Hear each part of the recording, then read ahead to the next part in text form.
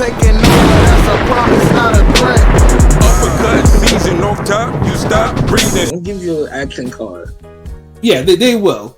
But speaking of violent fights, though, Top Rank also delivered on that aspect too. Like, geez, you know, obviously the main event too. Now with Angelo Leo and and Luis Lopez, man, and yeah, let's put it this way: like we all, I think, put bets down on Leo winning the decision because it was like plus 600, plus 700. I was all in on that, and it was the wrong method of victory. But truthfully, that's not because Leo, like in the fights that we see on Leo has not shown one punch power like that. Like he against Lopez, who has never been down, and he's in Duke. Because Lopez has been hurt before, and he keeps his chin up high. Mm-hmm. So eventually his style was always going to come back to bite him. Eventually, yeah, it was. I just didn't think Leo was the guy that was gonna like put him out cold though. Like, Leo hits hard enough.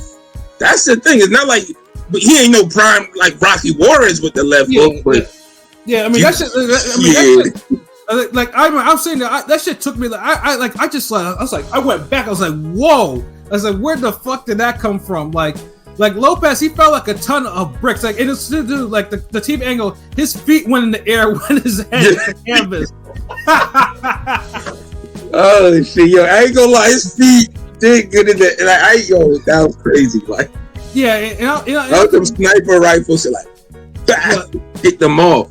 Yeah, that was a perfect catch and shoot left hook.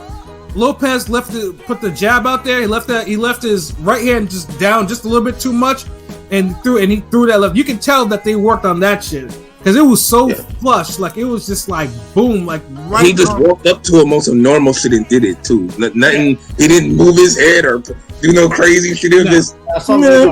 He said he wasn't. He just threw it. He didn't think about it. He just threw it. You know what I'm saying? That was instinct.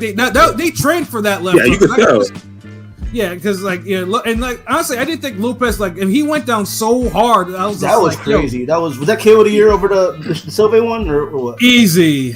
Championship. Yeah, because Leo. It's funny you say that because a dude on my fucking Instagram, when I posted up the Leo, the TikTok, the KO of the year for the Leo one, somebody messaged me and was on some respectfully the Sylvie is the KO of the year. Yeah, Lucas Body, yeah. No, I get it. But I think because it's an upset. It's a big upset too. But Body was Lucas Body was also a known puncher. Like he knows. Yeah, like people got like when KO of the year, you got to look at the whole picture. Like if it's a known puncher, it has to be crazy violent. KO of the year, you should not look at it as the whole picture. Like it was a shock. Nigga, so that's why niggas is like, oh, KO. I think when you factoring this. No, I mean, there's a yes and a no. I get it. It's the punch and the way the nigga gets knocked out. That's what makes it the KO of the year. Yeah. I get it. Now when you falls. When you add that, yo, that nigga ain't never been knocked out before, and then you say, oh yeah, that nigga who knocked him out. He don't be knocking niggas out. It's like, but how many times in the championship fight, and especially Angelo Leo was at home. I mean, he was actually New Mexico is his hometown. How many times the niggas group fight of the year and KO of the year? That's just it's not like normal, nigga. Yeah. I mean that shit literally was going into fight of the year, KO of the year. And truthfully, I know because the KO was so spectacular, but Leo Lopez was a really great fight. Like this shit was a hard fight. Like. They were scrapping, Dude, you really could say that was a fight of the year. It was missing a knockdown that clinched it, but if you get a KO like that at the end, because that nigga fell hard. Yeah, the way Ronaldo fell, he was like, in the early rounds too. It's like Lopez was kind of cooking Leo for the first couple of rounds. Like he was tagging him really That's hard. What I was like. Them combinations this nigga was throwing. He was like, wham, up jab, right hand, overhand, left hook. I honestly thought Leo was gonna be taken up out of there though, but Leo was slowly, he was throwing the body shots. Cause I think because no one really goes to Lopez's body like that. They don't, or they're afraid to.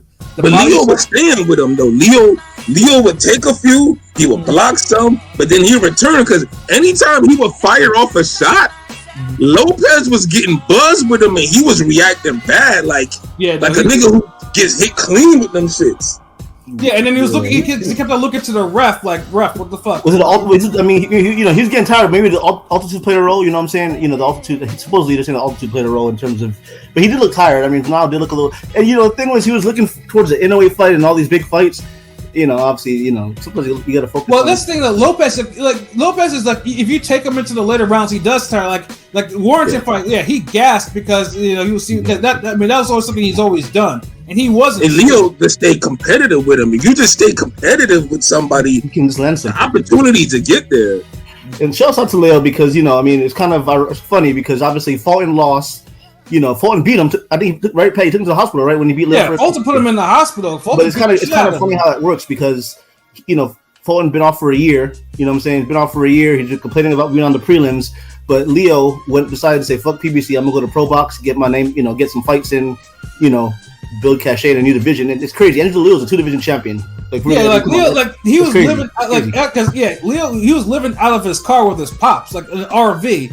Dude was he literally had to rebuild himself back, and do the Pro Box card. I know you saw the Pro Box fights like I did, so it's like he was putting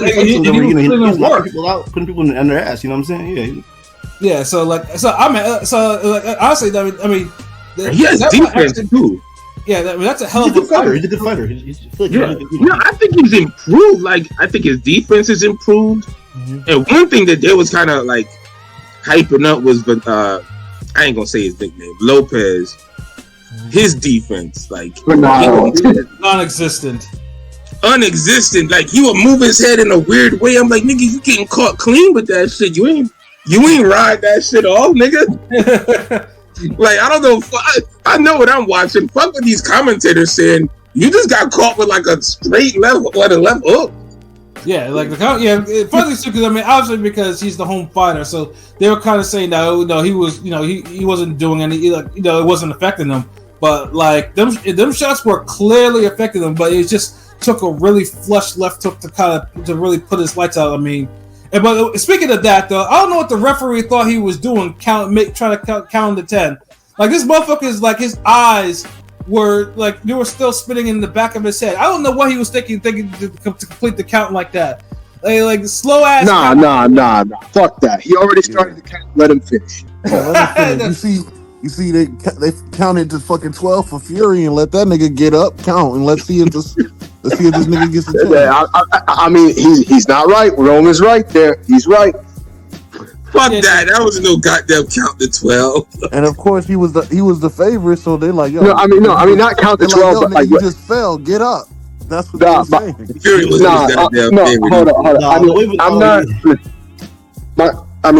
Listen, I'm always gonna keep it consistent in that I always hate when refs do both the shit, count and then wave it off mid-count. No, either just fucking count to 10 or just wave it off and not count it off. Don't fucking do both. It is annoying. Yeah, but dude was off to see the wizard. He was gone. Bro was out there. His art. He felt like a Looney Tune character. You think he was gonna get up from a 10 count with the leg? Usually, if you fall and your leg is up, you're not knocked out cold. It's rare to see a nigga get knocked out cold and his leg is up. That shit just threw me off. You're like a Fundora after Mendoza body. I mean, he was up and attentive, but he couldn't get up. You know what I'm saying? It was similar in that regard. Where he was up. Yeah, he's falling and shit. He was kind of up. I mean, he was looking at the ref, but he just couldn't. He was fucked up. But he was. Yeah, he was fucked up though. But Lopez though, that motherfucker was he could barely do that. He was still on the canvas at 10, and the motherfucker when they tried to help him get onto his stool, he was still stumbling to get onto the stool. He was done. The lights were on. Loaded up left hook. Imagine if he would have caught that. If he would have really threw a left hook where he put all of his body, he would have jumped into it. He would have killed him. Yeah, he would. Yeah, that was just a regular left. It wasn't nothing special about that left hook. Yeah. Imagine if Daenerys would have caught him. God, yeah, blood would have probably come out of his ears and shit. At least the ears. This nigga, I'm just It was a hard hook. Don't get me wrong, but it was just a regular boom boom, bow. It wasn't no. It wasn't no Joe Frazier left hook or something. That's what I'm saying. Or Donovan Razor Ruddock smash, it wasn't like so. It's just what was that hook? Rocky, I think it was Antonio Diaz. Yeah, and Rocky Juarez. Yeah, the one at the end of that shit. Yeah, that was the fucking hook. Like, so I'm but it is what it is. I think it's because the way Lopez takes punches. Right, and like I said, for young fighters out there, that was straight fundamentals what Leo did. Like, you don't like say you don't have to little bit like if you throw your hook with good technique and you catch him at the right point, like that's all you need. Like I said, all he did was just he took advantage of Lopez's sloppiness, chin in the air. He left a jab, hanging out there, and it was just boom. Perfect signature left foot. Signature. That was picture perfect, man. That was picture perfect. And like I said, Leo had never shown that type of power before. That's why it's so surprising because the decision was worth more on best than the KO, which was surprising to me. Yeah. But no, the most obvious was the decision though. Yeah, and it was close too because at the time of the knockout, like Leo was up by 1 on 2 cards. Two cards, yeah, he was up by 1. And I mean, again, he was in his hometown. I mean, there's a lot. I guess this YouTube guy actually randomly. You probably heard from school. What's his name? Fucking New School Sports or whatever. But he was basically assigned to be the videotape guy for Lopez. So basically, I know. True School. I think his name was True School. But yeah, he was literally assigned to watch the Lopez. And he said KO months ago. He said, Leo's going to KO him. It's part of he's been there in the whole camp with dude. Yeah, he's been there. He's there in the credentials. IG post. Yeah, but it's it's crazy how he called it. I mean, but he's hard to believe that when Leo don't have the KOs like that. You're not going to get. I mean, that's the thing. If you're in camp with somebody, it's different. And see that guy. I met that dude at the damn what's his name? The Florida fight? Down here at the Jake Paul fight. Yeah. Mm-hmm. Dude knows his boxing. He's one of the rare people I've met in real life who's a fucking Roman Gonzalez fan. Oh yeah, he's a Chocolatito fan. Yeah, so when you come across anybody in real life who's a fucking Roman Gonzalez who knows who that is, who even knows who that is, but could really talk about his fights. Mm-hmm. Yeah, that motherfucker, he knows his boxing. It's safe to say he knows his boxing. Word. So. But that's another thing I'll say this with Leo, because I tell my students this all the time. That was a perfect example of you don't try to punch hard, you just punch hard. Yeah. It's just if you do the technique and you whip the shot, you do everything correctly, fundamentally correctly, you just punch hard. It's like automatic. You're not even trying. There was no load up or anything. There was no pause. There was no stutter step. There was no lunge. No jump, no. It was just a bow. He got his coffee for work, his donut, and he turned around, got his newspaper. It'll be interesting to see though, because 126 is so like it's 130, 126 is like the land of opportunity. So it's like, is he gonna go back to pro box? Or is Hopper gonna try to sign him? Because pro box is loyal to him. So maybe he'll try to get a fight. Another. I mean, I think he signed a pro box. I mean, truthfully, bring the title to pro box. Yeah. Well, I mean, shit. Pro box, more than any other, has been making consistently good fights this year, like really good fights this year. Yeah. I mean, somebody need the damn. See, he said, now why don't a nigga be like, okay, let me see if I could invest $5 million into Pro Box and see what more they could do. Like nobody ever does shit like that. They want to reinvent the whole fucking wheel type shit. Yeah. Like if you can tell me, like if Pro Box is doing so good with what they have now. Yeah. You couldn't tell me an influx of 5 million or 10 million or even 1 mil couldn't do more for that company and for boxing as a whole. Yeah. I mean, they're the one platform that it's actually free. Like you can actually watch their fights. I mean, I pay for the service because I think I'm getting good fights, but you can watch them on their YouTube channel. It's on YouTube for free all the time. It's on YouTube in Spanish and English. I mean, so it's like they got Juan Marquez, Chris Algieri. I mean, I mean, hell, and then YouTube, the commentary, everything's on point. Like that's if you're the boxing fan, you've had to see their cards at least once. Like I've caught them during on Wednesdays before. Yeah, like I mean, next week they're getting fucking Herd Rosario, which we'll probably talk about next week. Yeah, that's one of those rare fights. Like, wow, that's a very random, but it's a two former champions. I mean, they are kind of they had the 130 title fight recently with Roach. Now they're getting former champions like slowly but surely. I mean, shouts out to Podomatic. Yeah, they might stay holding it down, like, and that's why I always be like, yeah, why couldn't PBC do this shit? Unless they gonna get PBC needs to look into them like. Getting their fighters on there, like seriously, they need to do that because get some of the Amazon can't handle everything. Like fuck with Pro Box and try to get that deal with Tubi. Right. and I know niggas that make it sound like I'm joking, but I honestly feel like somebody could, because you already got streaming fights live on that shit already. Like now, get somebody to get new fights, get a real company. To me, it's doable. So that's why I always throw it out there because, we know people listen to us all over the world, not just YouTube, but on Podomatic. And might be some rich czar type ass nigga who listening and he's like, hey, daddy, like, these guys are talking about running boxing on something. And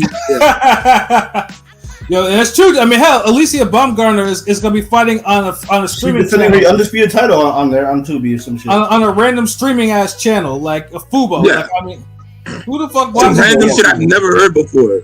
Yeah. All I know is like I see it like when I'm in the gym. I've heard of Fubo. They broadcast tennis on that channel. They used to have Gilbert Arenas. Gilbert Arenas tennis and soccer. But dude, like first of all, like you having this fight in Atlanta, and like it's not open for the public either. Money on the table, not having this as a real actual event. And just doing this on some private gala, eyes wide shut shit. But I do wonder. I wonder if Eddie Hearn, cut her. Like I wonder if like he, because it's on a Metrum. I wonder what's the deal with that. Maybe he's letting her go. They haven't said a word. I think she got quietly dropped from the team. Yeah. Well, I mean, all you have to do is just go on the Matchroom because Matchroom's website. If you look at their roster, they always update. I hear at least they're supposed to have at least one more contracted fight, but who knows what it is. Like, but she had one more fight. Maybe they'll try to, give her a big fight after this. Give her this is a little tune-up after this. This is the big fight. They just didn't treat it like that. Pursuing Baumgartner is a fight of the year candidate.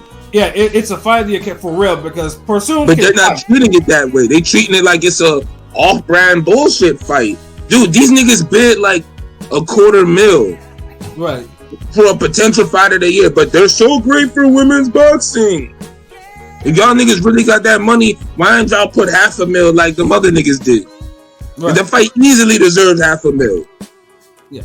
But if it wasn't for them, Baumgartner wouldn't be taking home like $300,000 and Pursuing, I think it's $136K. Like, yeah, something like that. These niggas they eating, and then I think a $50K bonus goes to whoever wins or some shit. So they're gonna be eating, but they weren't gonna be eating like that if Matchroom would have.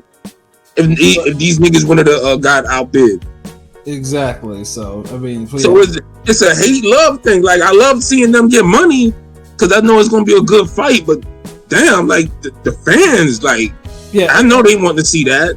Yeah, and what Buck said, it's a perfect example of what if you think outside the box, you can put boxing on other things. You don't have to limit it just to one platform. If that one platform is not necessarily working the way it's supposed to, because I know PBC has a large roster, and it's like, they have Pro Box there. They can throw them on a Pro Box card. They can throw them everywhere to get this exposure. If they're not exposed, because you're gonna want them to do that, else they're gonna sign. They're gonna leave and sign elsewhere where they're getting more exposure. PBC doesn't want that. You don't want them to do that. So and last week you mentioned about the 140. I was listening. They lost a lot of 140 cats though. You think about it, right? Like Rivera and all those guys, they all left because they were. A lot of those guys left them from 140. Now they're all signed to different promotions and shit. Different to Salida and shit. They're struggling on the zone on the same card. Because Ergus was technically fighting on that shit, and PBC for that. Ergus had fucking lost. Brandon Lee struggled. I saw the Brandon Lee. I was shocked. Brandon was on YouTube. What the fuck was that about? That's crazy. I mean, dude, he was like on like early that night because he was on a prelim. Yeah, prelims. He didn't look too bad. He was rusty. Yeah. But the guy was like boxing the shit out of him at times. Like, I mean, the guy was undefeated, but it was supposed to be one of the fake undefeated. That, you know, it was supposed to have that. Nah, but that guy had like you could tell that guy could box. Like he had the head movement. He had his hands down. Like, dude, he was making Brandon Lee look bad at times. He was. Yeah, he was. Brandon Lee ain't have. See, like I've said it before. Fucking shout out to Blazing Killer if he show up. But Brandon Lee's firepower and aggression really be saving him in these fights. If he didn't have that firepower, he would have probably lost to this dude. Because that dude was still slinging all types of shots at his ass. Mm-hmm. But it was a good little, but he was rusty, so I didn't want to be like, you know, the critique too harsh. Oh, and on the top card too, I also shout out for the co-main too, Landolfo Delgado and Brian Flores too. That was unexpectedly. That was a brutal fight too, as well. Like, yeah, like Top Rank really actually, you know, they actually outperformed. Like, they was not supposed to. It wasn't supposed to, yeah. Yeah, like the main and the co-main were just brutal fights, and that one Delgado barely won that fight. I ain't gonna lie though, Delgado be giving me Barbosa 2.0 vibes. I feel like, you know, he's. I don't know, like, you know, I don't know. I feel like he's gonna eventually get cut, sign a golden. I don't think he's gonna get his opportunity, you know, on Top Rank. You know, I don't know. Top Rank loves him. He's not on the chopping block. Like he gets into these violent fights all the time. Yeah, that's true. So yeah, but he almost lost to Flores too. Like they were like Flores. Like Delgado is one person too. His defense is also lacking too. Like if he loses, it's gonna be about a brutal knockout because Flores was snapping his head back a little bit too much in that fight. You know, but Delgado scored the lone knockdown, so it's like it's catch-22. But that was a really unexpectedly brutal fight. So yeah, kudos to Top Rank for actually putting on like an entertaining TV card. That doesn't happen much for them. Because I know Marquise was. Although the only thing I have to complain about though was it was like 20-25 minutes between each fight because some of the prelims went on too fast. Like, so yeah, that was. I know somebody had to fuck it up. Yeah, that was the Golden Boy got it right. Yeah, no, but the fight that they delivered, but yeah, it was like every 25 minutes, it was a lot of talking head conversation, and yeah, it was just like that shit wasn't cool. And then also too, Turkey also spoke on the Golden Boy card too, so yeah, they gotta stop putting him on the mic, like. Like this dude don't be spitting like that. Like dude is a fucking geek. Like keep this nigga into like tweets. Like the tweets he don't and tweets words. No more images is himself talking about he the face of boxing because all this shit is getting biblical now with the false prophets and idolization, double entendre shit this is giving. So like. Shit with these interviews, there's nothing else more this nigga could really say.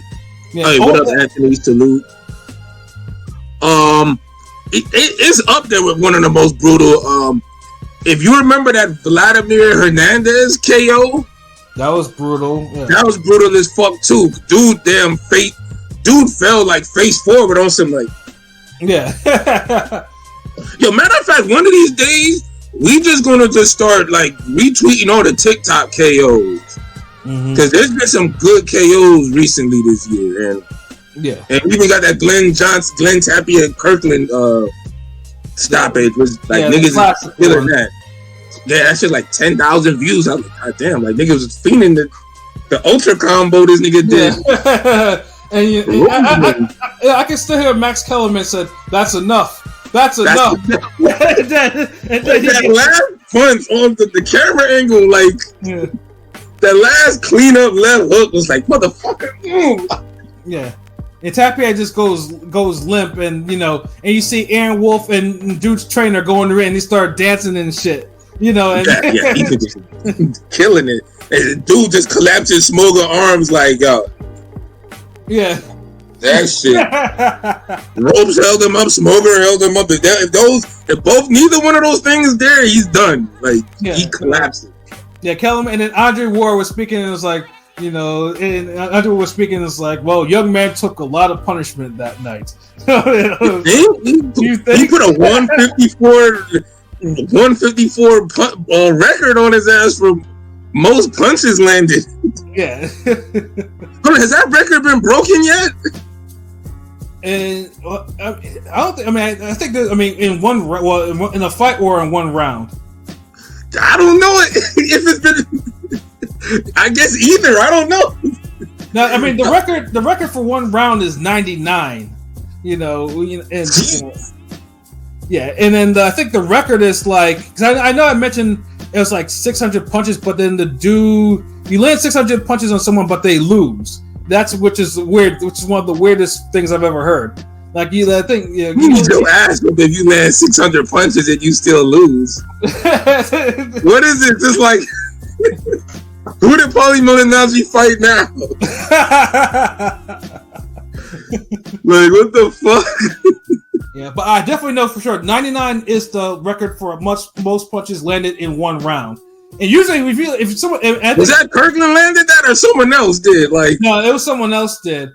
I mean, I think the most I've ever seen live was that fucking Mickey Ward Arturo Gotti in the 9th round because Gotti landed something. I mean, Ward landed something like 70 something punches. I think that's probably the most I've ever seen live. But the record is 99.